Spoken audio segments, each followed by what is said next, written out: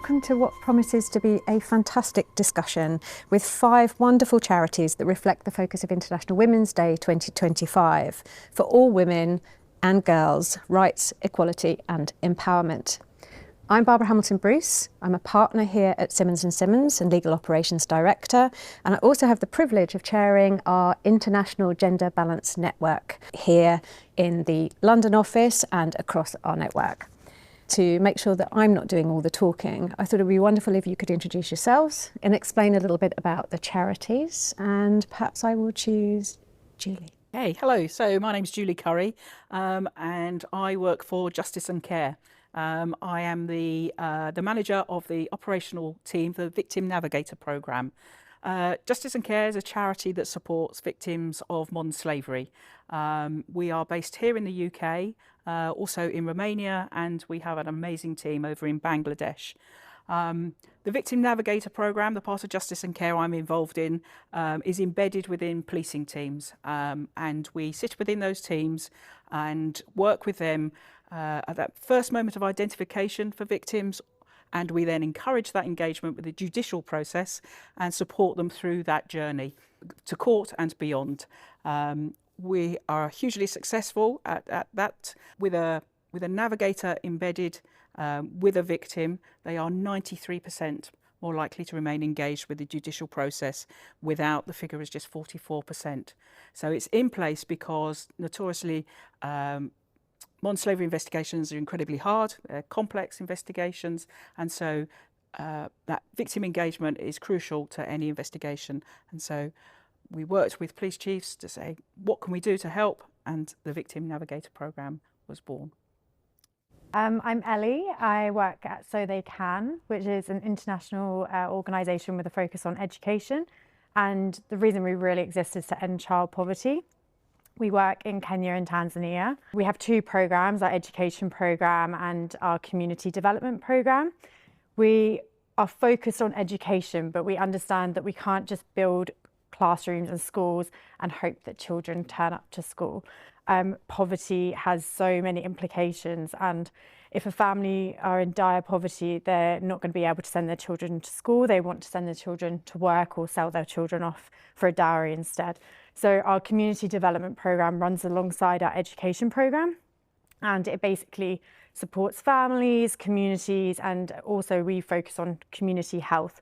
Lots of things that are aligned to education to keep kids in school. We work with 52 schools in Kenya and Tanzania, and we're supporting 33,000 children every year. So it's a big impact. Amazing.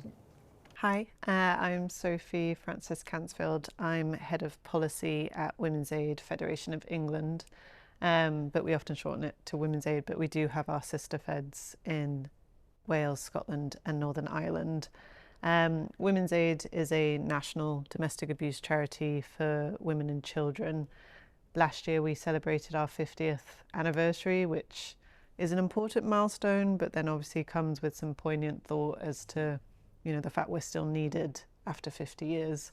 Across the organisation, we provide direct services to survivors, whether that be through our live chat helpline or our Survivors Forum or No Women Turned Away project. And then we also do a raft of other work, including research and evaluation. We hold the largest national data sets on domestic abuse through On Track and Routes to Support. But then we also do kind of the policy work, which I lead, and also kind of public affairs, campaigns, events and fundraising. Hopefully we won't be still here in another 50 years' time, but I'm sure we'll get into that later on. Stuart. Thanks. Stuart Newstead. I'm the trustee and interim chair at the moment, also, and the grandly titled academic director of a charity called HERA, HERA. And what we do is we run a programme through the year to help empower survivors of modern slavery towards financial independence. And we do that through providing a 3-week summer programme, which is partly in person, partly online, where we try to build up something that's almost like a mini MBA, so marketing, finance modules and people like that with really great guest lecturers that come and help us. And also a lot of sessions around self-confidence and around things that softer skills, presentation, things like that. So that's the programme. We then follow it with ongoing mentoring we've got a pool of mentors that with lots of different skill sets. And then we also have what we call Wednesday Wisdom, so once a month, like webinars and things like that. So it's a three-pronged approach to about 11 months of the year. Hi, my name is Marsha Powell. I'm the co-founder of a female empowerment charity called BelEve. It was founded 13 years ago after the death of our mum. So that's quite important. It's a legacy charity. And the organisation works with girls between 8 and 22. So we focus on transition, we focus on leadership development, and we also focus on mentoring. So our biggest strapline is we are developing the next generation of female leaders. So ensuring that we're increasing girls' social mobility, opportunities and experiences from a personal and professional perspective. So ensuring that they are connected with amazing role models so that their career prospects can improve, educational attainment can improve, and they transition into secondary school with confidence and self-esteem to flourish. So that's what we do as a charity. Brilliant. So lots of diversity in the charitable work that you're all doing. But again, I think to reinforce those themes that are coming through about rights, equality and empowerment, so very important themes for this year and for every year that will come after. I'd love to understand a little bit more about what got you into your roles and what your day-to-day looks like. How about, Marsha, you've given a nod to the background of your charity, so why don't we start with you? For me, it's just making sure that we are ensuring that the torch is kept lit and that we're working with individuals and organisations that can enable the change that the girls want to see, actually, because we often, as adults, talk from a very adult perspective. So we make sure that the voices of the girls are heard. And in terms of my day-to-day, it's leading a charity of 15 people. I don't know how we got there, but we are a charity of 15. And ensuring that we are working with amazing corporates that can help us to deliver the change that the girls need in order for us to get the gender equality that they all deserve, we all deserve. Brilliant, and I was lucky enough to be a BelEve mentor for the last year, and I have to say it was definitely a two-way street. I learned a lot from my mentee. So thank you for that. How about, would you like to share a bit more? My journey to what I'm doing today is really stems from like conversations I used to have with my granddad. He was in the military and he traveled a lot, and he met lots of different cultures, and we used to talk a lot about, you know, all the people and places that he had been, and that really kind of got my inquisitiveness going for the world, and I really wanted to become a foreign correspondent from a really young age, like from about 11. So I kept on that track, and I went to university, and I was writing a lot about the Middle East, Syrian uprising at the time, and I wanted to make contacts in the space who were like working in this area. So I was reaching out to NGOs because they were, you know, the people on the front line, and it really opened my eyes to the amazing work that NGOs do every day. And a lot of it goes unnoticed. It's not always in the headlines, you know, like all this stuff that we're up to every day. You read about it for one day and then it's gone, but we're there day in, day out. So I made these contacts. I was like, oh, it's very interesting. And then through my work, I just took that channel. And when I moved over, I live in Australia. And when I moved over to Australia, I made contact with So They Can, which is who I'm working with now. And was just blown away by, you know, the work that they're doing in Kenya and Tanzania and the impact that they're having on a daily basis. I've been really fortunate to visit Kenya and Tanzania and meet a lot of the girls and the women that So They Can support. And yeah, absolutely, you can say hand on heart, like if we weren't there, life would be very different for a lot of people. Our team is 100% local on the ground, which makes a huge difference. We have a 100% localized team on the ground who speak the local languages, have grown up in these local areas, understand tribally the differences between each area. And that's why I think So They Can has been so impactful to date. My job, I head up the communications and marketing department. So my job's in storytelling. And as my passion, I love to tell our stories and of what we're doing, you know, the positive stories, and we always try and keep things as positive as possible, because it's great to celebrate, you know, the triumphs and the impact that we're having, but also keeping it very real. Life is very difficult, and there are some insane challenges that we need to jump over. Those hurdles are really big. I think that's why we're here today, to kind of share those and talk about how we can kind of address them and work towards, you know, equality and equity for everyone. Okay, so Stuart.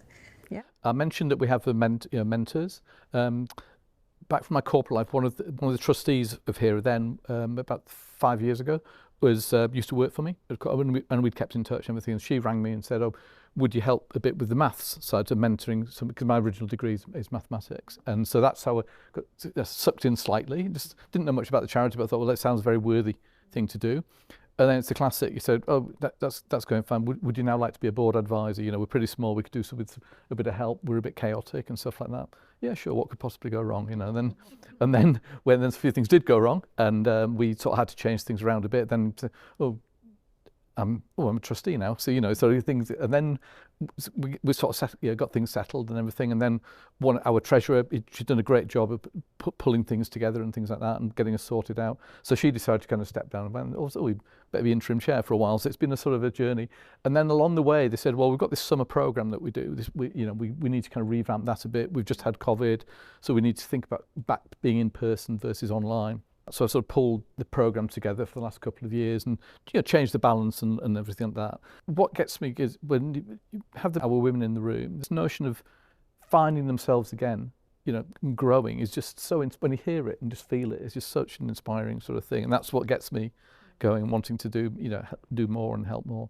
There's a sense of purpose working with the charities like we've got around the table here. I think it would be sort of almost unwise to suggest it's only ever a one-way street. Oh, no, it's definitely true. Definitely true. Yeah. Everyone benefits. Absolutely, everybody benefits. Yeah. So Sophie, tell us a bit more about what your route into the role and what your day job looks like.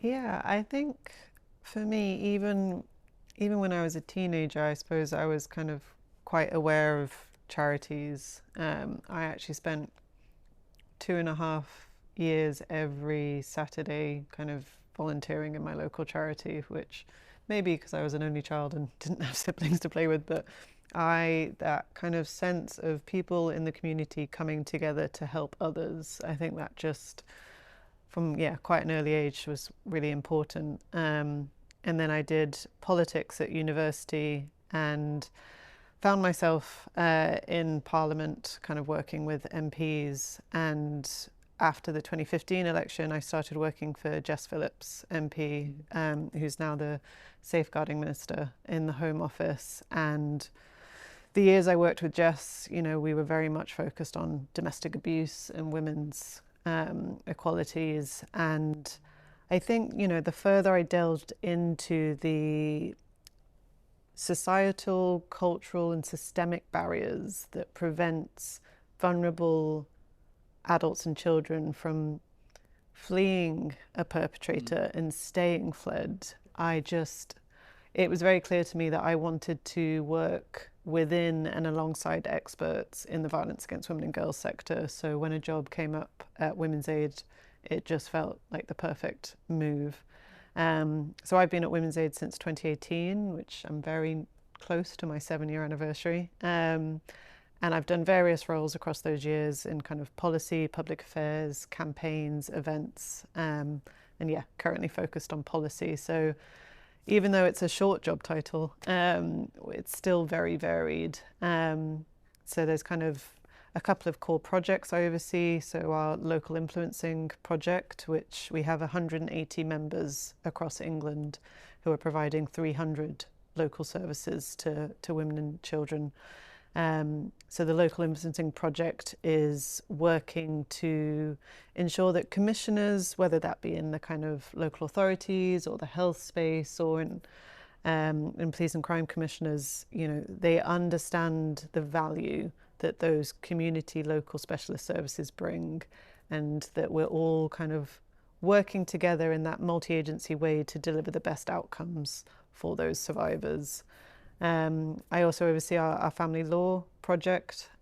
We've had our Child First campaign since 2016, and that is very much focused on making those systems safe for women and children. And sadly, we know all too well that currently they're not. And I suppose alongside that, I'm really the last few years we've been doing a lot more work with businesses and corporates. So I support different organisations in writing internal domestic abuse policies for them, so that they are both for potential customers but also for their staff.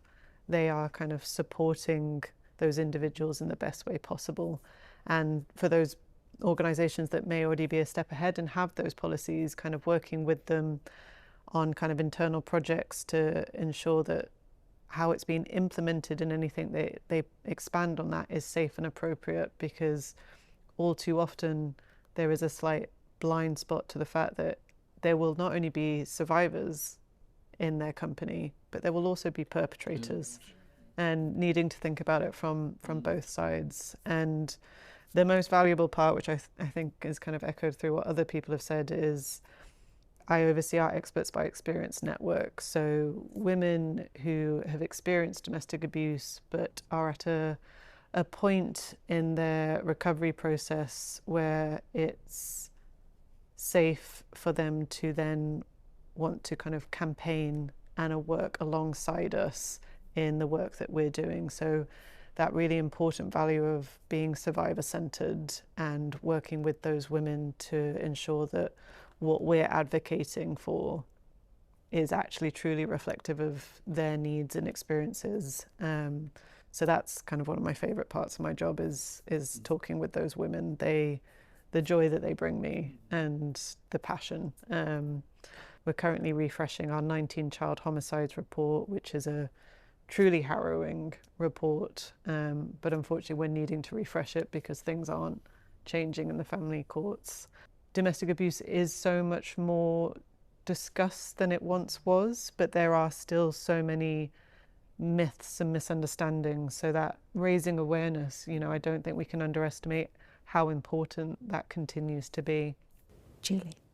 So how did I get to where I am? So my background is in policing. I was a detective in the Metropolitan Police for 32 years. The vast majority of my career working with victims. And towards the end of my time, I started really in what was back in the 90s known as the vice world. And that as time went on, moved on to human trafficking and modern slavery, and within that, I tended to always work around victims rather than suspects, and it's very difficult because, as I say, to keep people engaged with that process, particularly when court cases can sometimes take 2-3 years to get to court. You're asking a huge amount of a person to remain engaged with that process, and back then that victim care was more or less seen as a bit of a luxury. It was not necessarily the police's job to do that. It's certainly a real integral part of every case, but there was so many other parts to it. And what we always say is that if you've got a strong and happy and settled victim, then they're going to make a great witness for you. So Justice and Care started the Navigator programme, and they provide that wraparound care.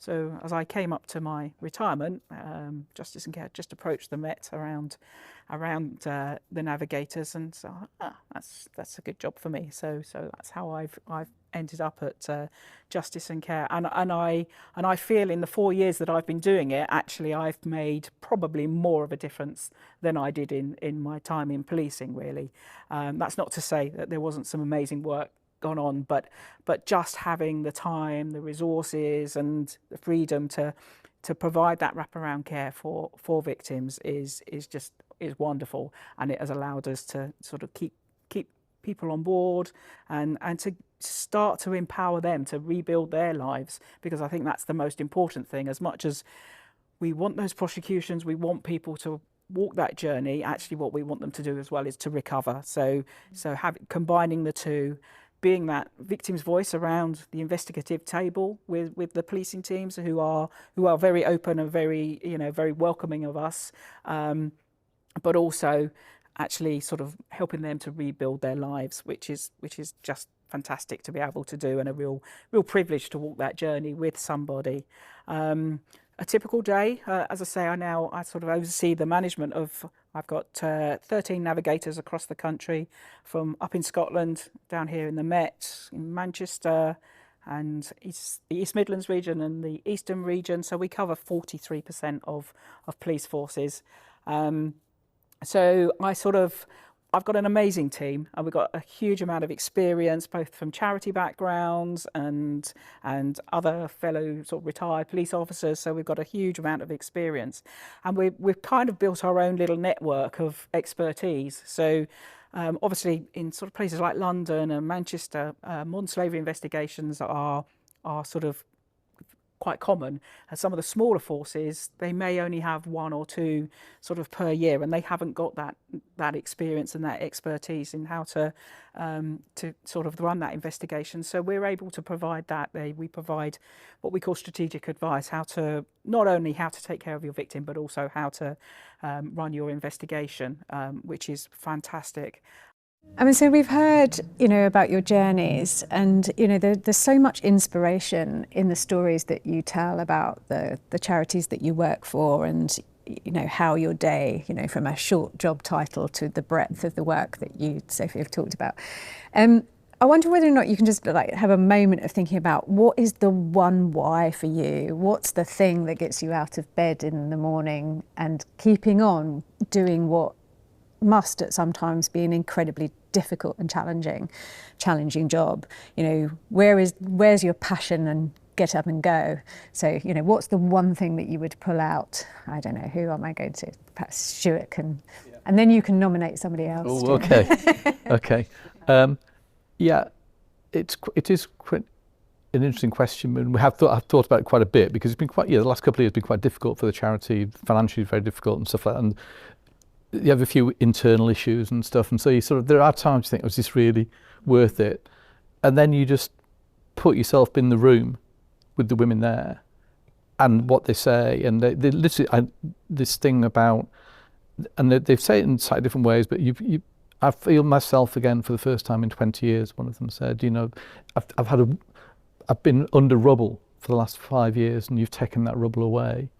You then see them actually, somebody, you know, go and get a job on the back of what we've done. It's the women themselves, and you think there's such talent there.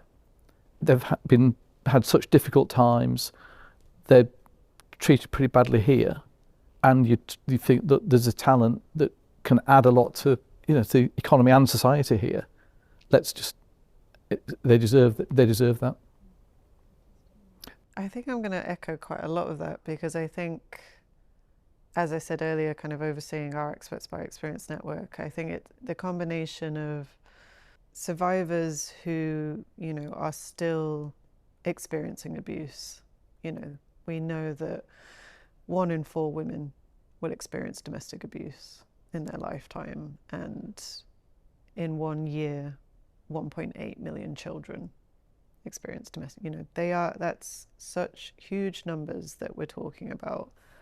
And knowing some of those women and hearing their experiences, you know, we've made so much progress, but it's so clear how far we have to go, you know, when the reality is that still on average 1 woman a week dies. Well, let's be accurate, 1 woman is killed by a current or ex-partner. If it was a situation that a man was dying once a week because of a phenomenon like domestic abuse, I think the tide would be different.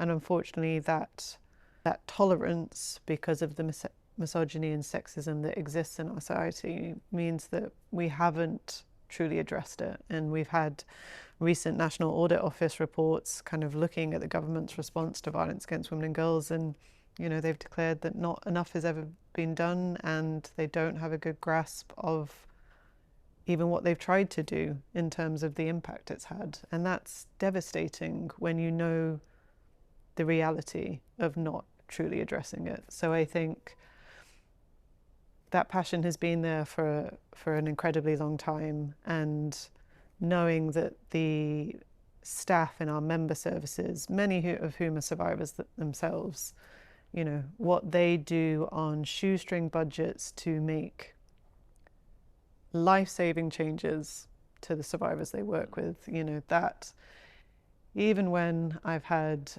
you know, I've woken up at 3 a.m. because my toddler has decided that's time for breakfast, it doesn't matter, because then I sit in front of my laptop and I start work, and you just work through it, because that is always more important, and that will always drive me. I don't think the commitment will ever fade, really. I think I'm probably going to echo very much what you say. I think it's that passion for it, that passion for the crime type that I've sort of been involved in for a long time. The fact that we're not there yet, the job's not done, we're not finished.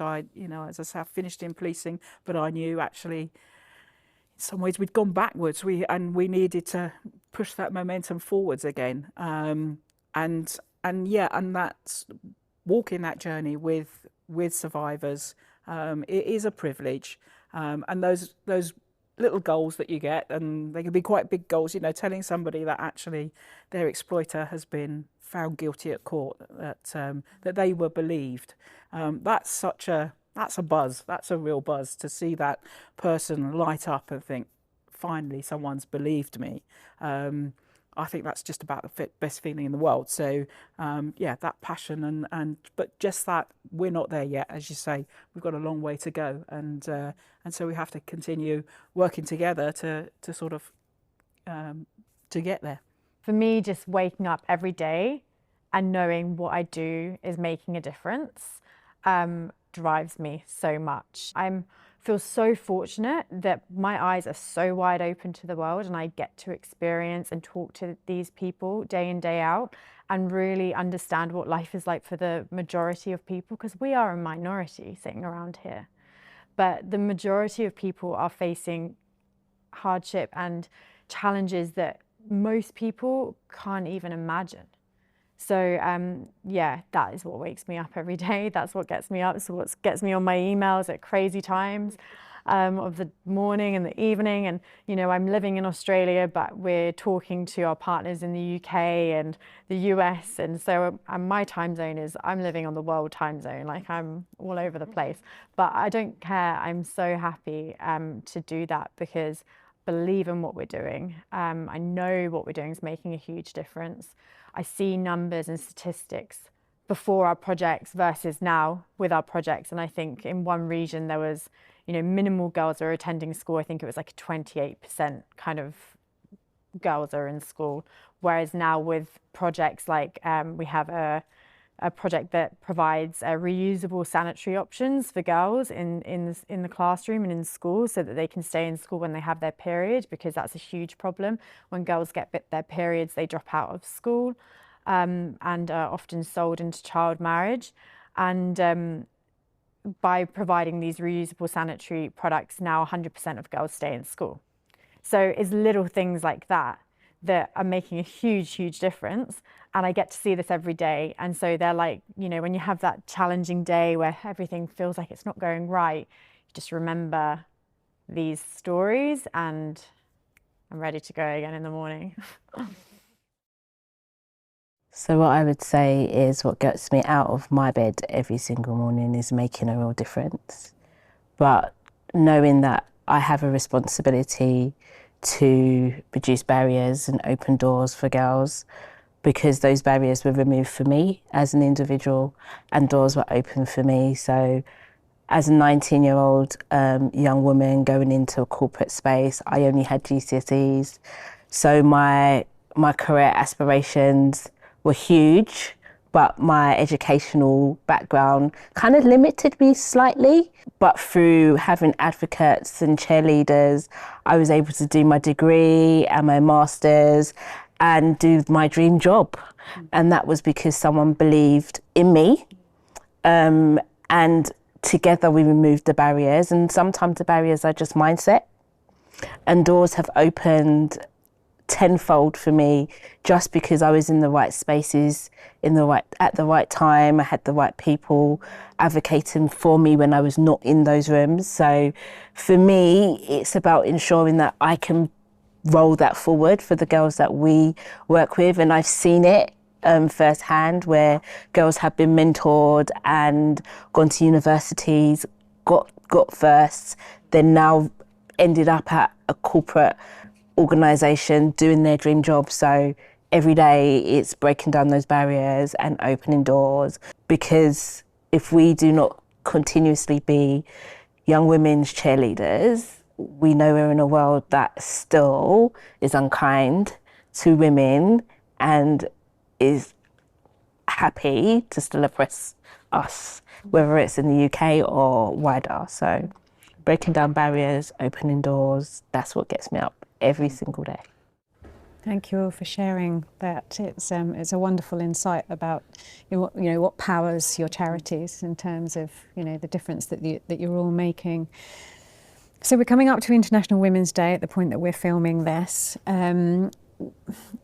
And given everything that you've spoken about, I suspect this is a hard question to ask, to narrow down with all of the challenges that you've set out. But I'm just wondering whether you could sort of highlight a particular challenge that you're seeing of women, whatever age, and sort of talk about the challenge, but also how we can navigate the challenge. So there's a bit of a recognition of the challenge, but also the so what of how we can move forward. I'd be really interested in hearing the balance. And it always makes me feel awful that I'm sort of picking on somebody to go first, but asking these questions. But I'm sure these are ones that you've thought long and hard about, because they're the bread and butter of your day job. Sophie, would you like to kick us off? Yeah. So we've actually we've just finalised a children and young people strategy. So we're kind of, for this year's International Women's Day, we're kind of being quite focused on that, particularly given some recent research that's come out of our annual audit. So as I said, obviously kind of domestic abuse impacts kind of women and children. And we know that over 50% of women in our members' refuges have children. And of course, it is always a difficult decision and thing to do to leave a perpetrator. But we know that if there are children involved, that's an even more difficult and complicated decision. So, the admiration we have for survivors who make that choice and are doing all they can to protect their children, is huge. And so we're wanting to highlight the need to do more to ensure that those women and children get the support they need.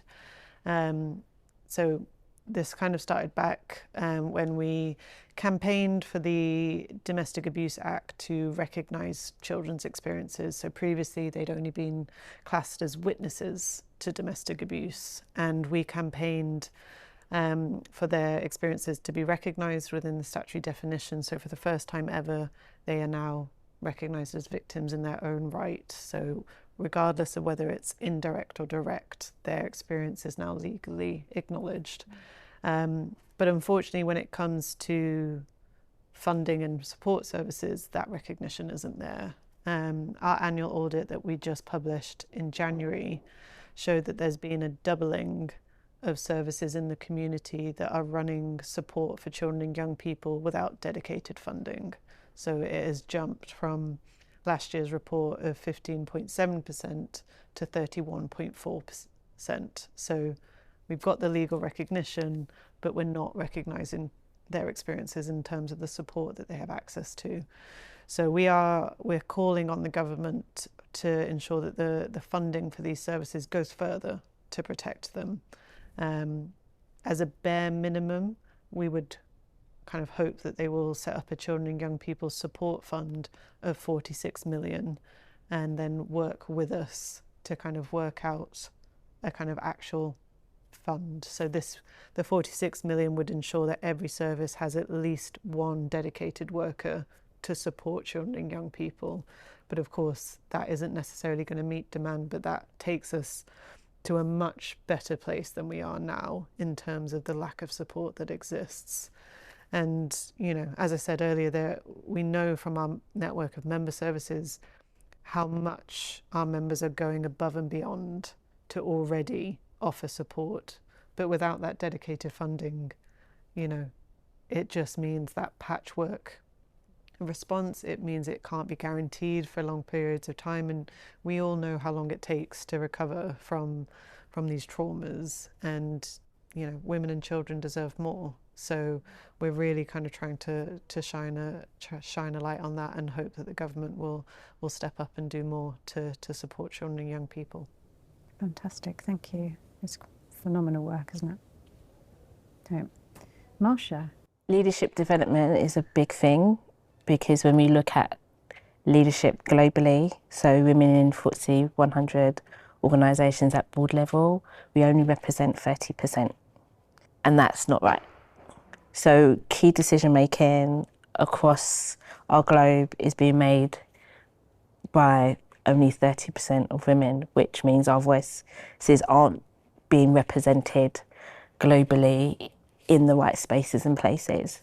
So our strapline is about developing the next generation of female leaders, so they feel like they have the confidence and the empowerment to be in those rooms, but also understanding that mentoring and allyship is really, really important.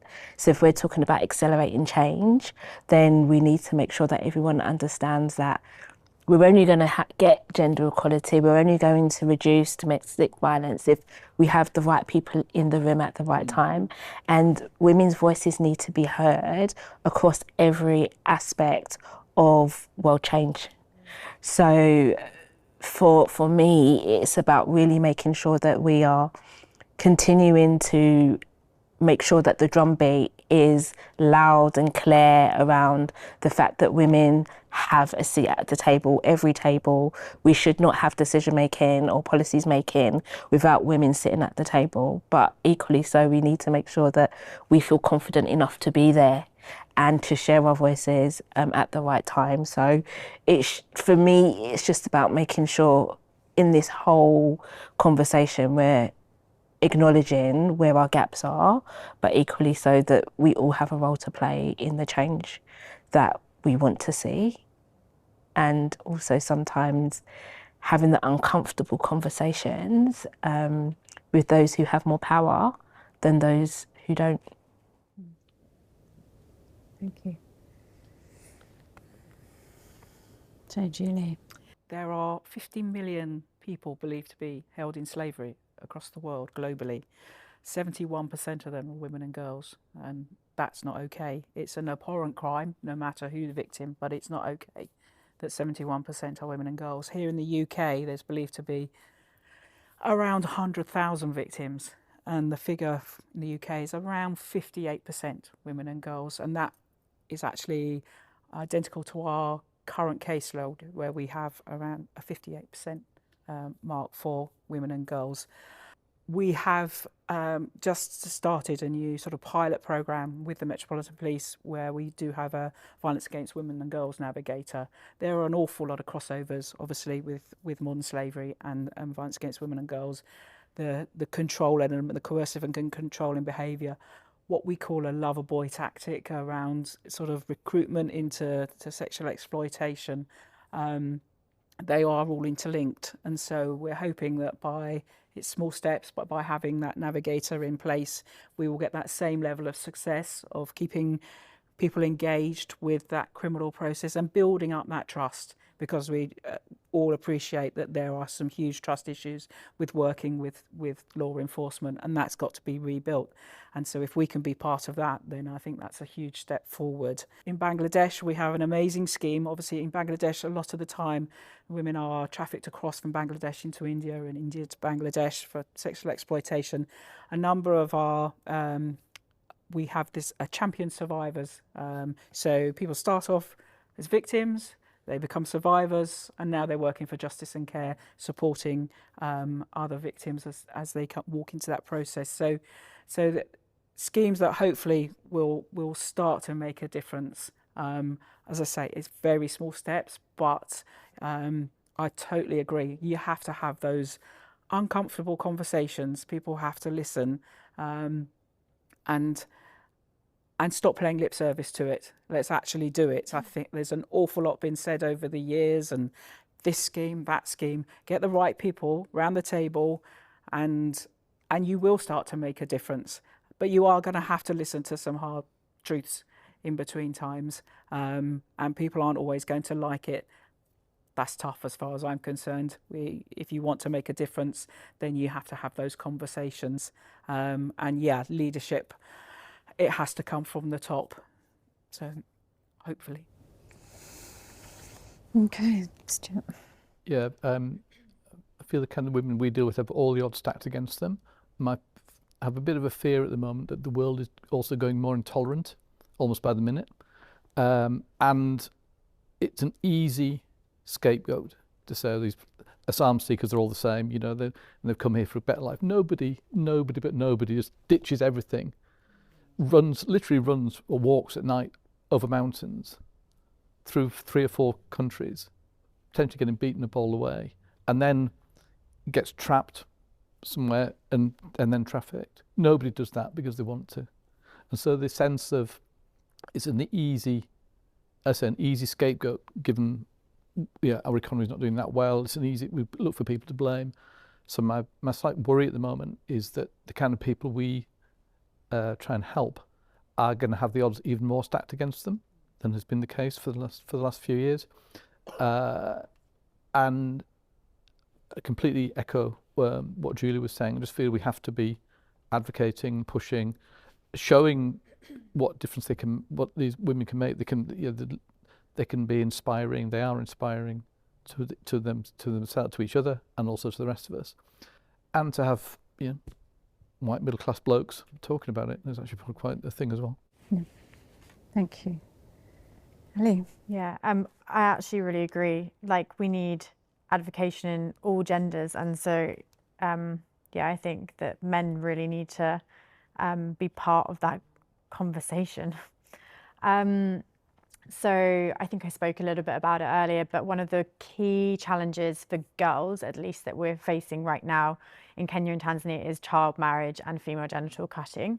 Around 60% of girls are at risk of this in the community So They Can supports in Kenya and Tanzania, and that's just not good enough. And like, no girl should be at risk of that, let alone 60%. While that number is incredibly high, something that is promising is that a few years ago that used to be more like 85%. And since So They Can has been working in these communities, we have seen that number decline in some areas to around a pocket number of about 60% now. One of the key reasons I think why we are seeing this improvement in that number, and I don't even like to say improvement, but it is declining slowly, is because we have locals working on the ground advocating this in their own communities. We have a champions network as well. They're a group of volunteers, just everyday mums and dads and uncles and just young people, mostly mums and dads, who just believe in children's rights and education.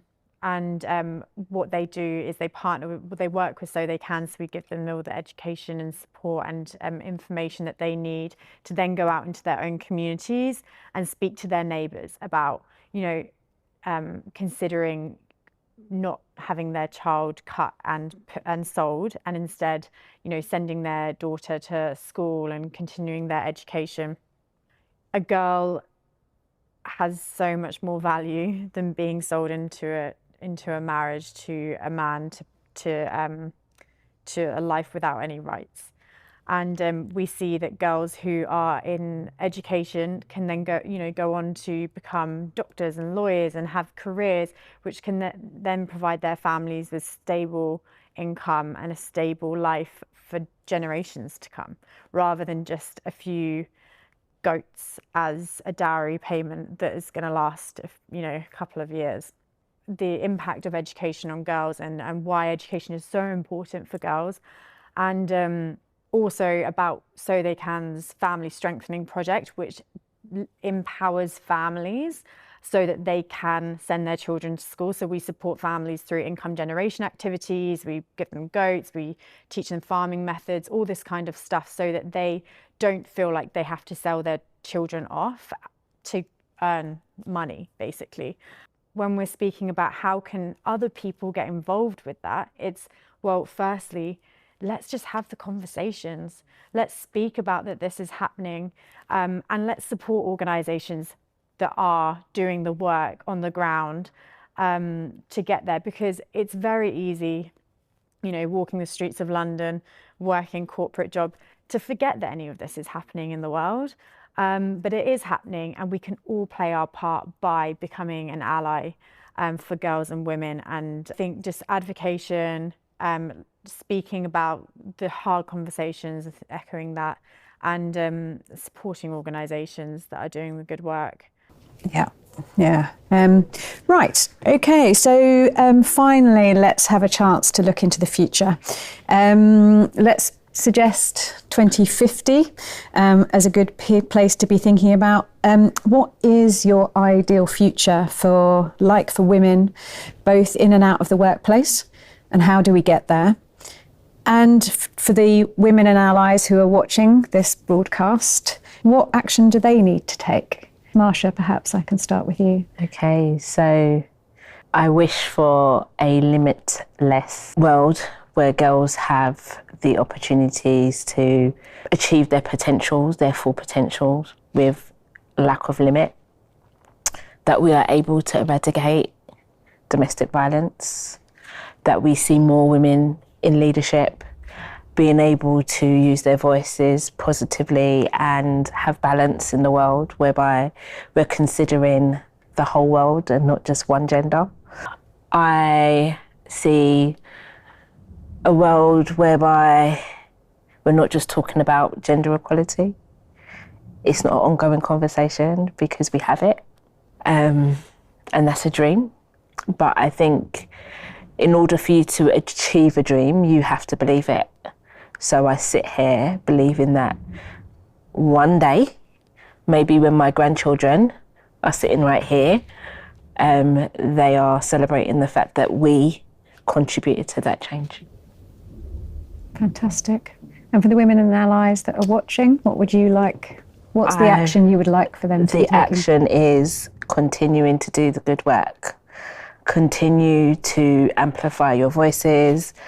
Continue to challenge the constructs that bring limitation to the work that we do, and continue to understand that this conversation isn't a single conversation. It's a conversation that has men in it, and their voice and support is as powerful as our collective commitment to change. Thank you, Marsha. Yeah. Stuart. In an ideal world in 2050, there wouldn't be an International Women's Day, to my mind, because exactly as Marsha said, it wouldn't be an issue anymore.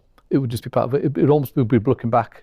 So how could we even have thought in that way 25, 30 years ago? A bit like, you know, for example, it's a different thing, but, you know, we look back now, how could people smoke so much and things like that? It's just, my goodness, how could it happen? So that's, in an ideal world, we just take people for what they are, have their talents, and we have it's equity, so equal opportunity. No, it's not equality, it's equity. It's equal input opportunity, not the same results. And to move towards there, I think two things. One is to the kind of women who are affected, which is we help believe in yourself. You know, believe in yourself. All we can do so, and there will be people like the people around this table who will walk with you. But it's your empowerment. It's trying to empower you to be yourself. And you've got supporters, but you can do it. And the people who are more like the people around this table, keep campaigning, keep advocating, keep believing, because these things are inspiring, and we are making progress, even if it sometimes feels slow. Thank you. Sophie. Yeah, I think if we're going for kind of dreams and ideal situations, I'd hope by 2050 we have the first generation that can live free from fear and abuse. You know, that's always the goal. I think in terms of what we could do, I think from the workplace, kind of coming at it from my policy perspective, I think, you know, I would love to see a world where all employers have domestic abuse policies, both for their staff, but also for the people that they work with externally and customers and so on. And I would also love for us to follow suit alongside other countries like New Zealand and the Philippines in introducing paid leave for domestic abuse. They've introduced 10 days. And, you know, I think the combination of policies and whether it be paid leave or kind of greater flexibility of working, it just not only would give survivors the ability to stay in employment and build financial independence, but it really shows everyone who works for that organisation that this is an issue they care about and they take it seriously and they're going to deal with it in that way. And then I think more broadly, I suppose on the kind of the theme of advocating, I think for people to realise the full power and potential of their voice, you know, in not only standing up to issues like domestic abuse, whether that's dispelling myths and stereotypes and challenging sexism and misogyny, but also the difference that the world of difference that you could make to someone by knowing what to say to them if they share with you that they are experiencing domestic abuse, because not knowing or saying the wrong thing that might be unintentionally victim blaming or insensitive, you know, that could put someone off leaving or, you know, make them further fearful of, you know, what their perpetrator has been saying to them. So learning what to say, you could make a world of difference to someone, and then they know that you're there for them. So the power of people's voices, both in advocating for change, but also being that support for someone who really needs it at any given time. And yeah, the only way that we're going to address all the issues that we've talked about today is by doing it together. Men, women, young people of all ages, you know, up and down the country, together, united. That's how we make the difference. Thank you. Ellie. It's a really hard question, isn't it? But I really hope that by 2050, we're living in a world where things like child marriage and female genital cutting and extreme poverty, just things that we read about in history books, and just not in existence anymore. I think that we need representation on all levels, in all corners of every room. When girls grow up and see someone that looks like them and acts like them in a position of influence, they too can believe that they can do that and more.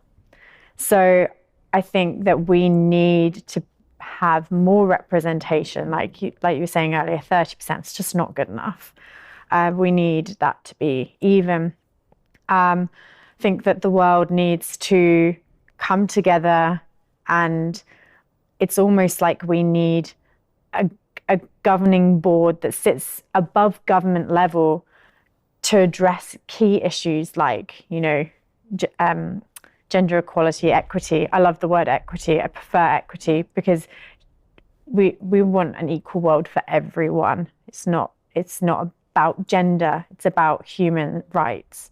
So I love equity. And I think it's about, just championing this on an individual level, in your workplace, in your house, with your children, just having conversations all the time, I think is the way that we can get there. Working as a global network and having a board that sits above all government levels and advocates for change that isn't going to change, because there's so much instability in the world. We need those kind of global goals like the Sustainable Development Goals, which unfortunately we're really far behind on. But we really need buy-in from everyone to get there. Yes, I think we've pretty much covered it. I think I would love to think in 2050 we have eradicated modern slavery and domestic violence, domestic abuse. How we achieve that, I think, as we've all said, you want people to be brave, to call it out, to make your voice heard, whether that's males or females. Potentially, it's harder for males to call it out for fear of being ridiculed, and so they have to be brave as well to call that out and say that is not okay. That's not how things are. I want us to be in a world where I joined a very male-orientated organisation, the police, and always felt you had to do that extra to prove yourself. My daughter is joined the military. She still feels like that. So I hope any grandchildren I have, if they follow that, then they don't feel like that. We have that equity across the board, and it's joining forces, working together for that end goal of eradicating it. And as you say, just reading about these things in a history book and cringing and thinking, oh my goodness, did that really happen? That would be my dream. Mm. I think just one last thing, because I forgot to mention it, is it's just use your voice. It's okay if you can't find the really correct words. It's better just to say it and have a conversation and maybe not find all the perfect words than it is just to sit silent. If you sit silent and don't say it, you're agreeing that what's happening in the world right now is okay. But if you stand up, use your voice in any way that you can make a difference. And you might make someone go home and question their decisions or their thought process around something. So just speak out, be bold, and use your voice is crucial. Well, thank you to you all. We've been really privileged that you have spent the time with us. You've shared some insights into the charities. You've kind of lifted the lid on what goes on behind the fundraising, which I think often bringing those policies that we all know that sit on our intranet sites to life, that there is a very, very valid reason as to why these things are absolutely necessary. I think, some of the insights that you've shared, but I love the idea of limitless potential, the advocacy, the idea that 2050 could be the first generation that lives free of fear and abuse. I think that's a very, very compelling future, whatever focus your charity has. And hearing you all talk with such passion about the work that you do, but all the golden threads that run between the work that you do, it's a very, very powerful group of individuals here today on behalf of charities that are doing fantastic work. And so thank you to all of you, Julie, Ellie, Sophie, Stuart and Marsha, for joining Simmons & Simmons to celebrate this year's International Women's Day. And in 2050, hopefully, it will not even be necessary. Thank you all. Thank you. Thank you, Barbara.